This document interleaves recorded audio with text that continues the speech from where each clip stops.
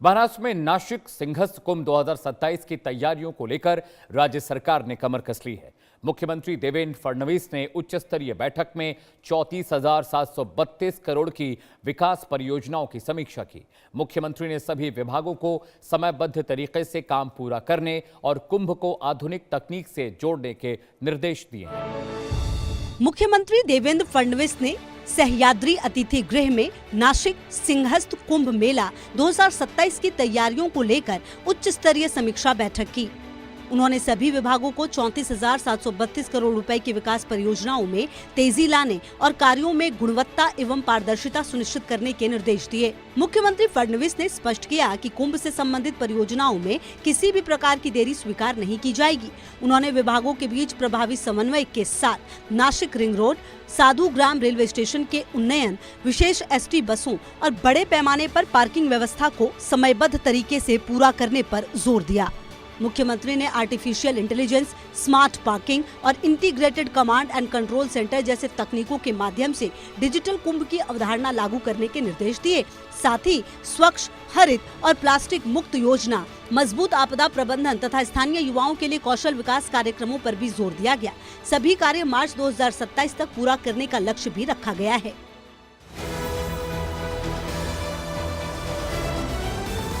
कोल्हापुर विकास को लेकर महाराष्ट्र सरकार ने बड़ा फैसला लिया है। शेंडा पार्क के बॉम्बे हाईकोर्ट की कोल्हापुर पीठ के विशाल परिसर के लिए 75 एकड़ अतिरिक्त भूमि हस्तांतरित की जाएगी। इसके साथ ही अस्पताल और आईटी पार्क जैसी परियोजनाओं से क्षेत्र के विकास को भी गति मिलने की उम्मीद है। मुख्यमंत्री फडणवीस ने घोषणा की है कि बॉम्बे हाईकोर्ट की कोल्हापुर पीठ के लिए विशाल परिसर के निर्माण हेतु शेंडा पार्क में अतिरिक्त 75 एकड़ भूमि जल्द ही राज्य सरकार द्वारा हस्तांतरित की जाएगी। प्रस्तावित परिसर में न्यायालय भवनों के साथ न्यायाधीशों और कर्मचारियों के लिए आवासीय सुविधाएं तथा पार्किंग व्यवस्था विकसित की जाएगी। सरकार इससे पहले परियोजना के लिए करीब 23 एकड़ भूमि हस्तांतरित कर चुकी है। मुख्यमंत्री फडणवीस ने कहा कि इस विशाल परिसर के कारण प्रतिदिन करीब 20 से 25 हजार लोगों के कोल्हापुर पहुंचने की संभावना है। कोल्हापुर सर्किट बेंच पिछले 1 वर्ष से अस्थायी परिसर में संचालित हो रही है। स्थायी हाईकोर्ट परिसर के साथ शेंडा पार्क में प्रस्तावित अस्पतालों और आईटी पार्क से शहर के बुनियादी ढांचे तथा विकास को नई गति मिलने की उम्मीद है।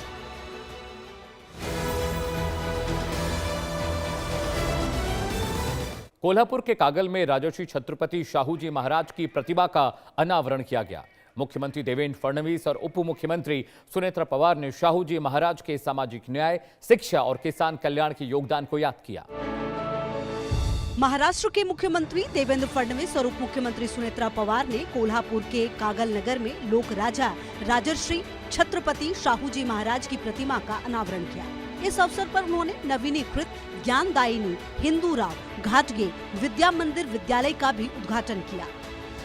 मुख्यमंत्री फडणवीस ने राजर्षि छत्रपति शाहू जी महाराज के सामाजिक न्याय, शिक्षा और कृषि सुधारों में अग्रणी योजना को नमन किया। उन्होंने कहा कि दूरदर्शी शासक शाहू जी महाराज ने समाज के प्रत्येक वर्ग के लिए शिक्षा और अवसर के द्वार खोले तथा किसानों के कल्याण के लिए महत्वपूर्ण कार्य किए। कार्यक्रम को संबोधित करते हुए मुख्यमंत्री फडणवीस ने कहा कि महाराष्ट्र आज भी राजर्षि शाहू जी महाराज की समानता, सशक्तिकरण और किसान समृद्धि के आदर्शों से प्रेरणा लेता है। उनके विचार समावेशी विकास और समाज के प्रत्येक वर्ग के कल्याण की दिशा में मार्गदर्शन प्रदान करते हैं।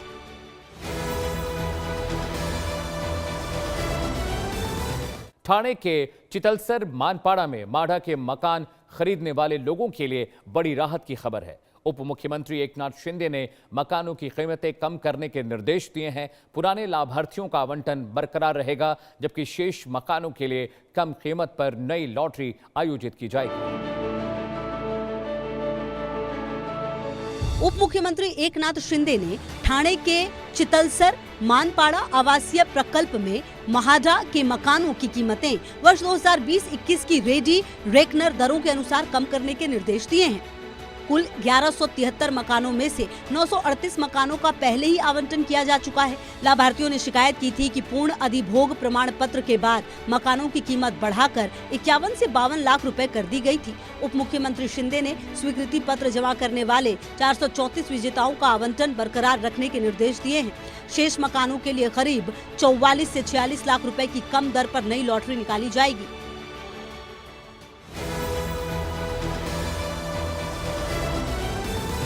मुंबई में आदिवासी संस्कृति, परंपरा और विरासत का रंग देखने को मिला।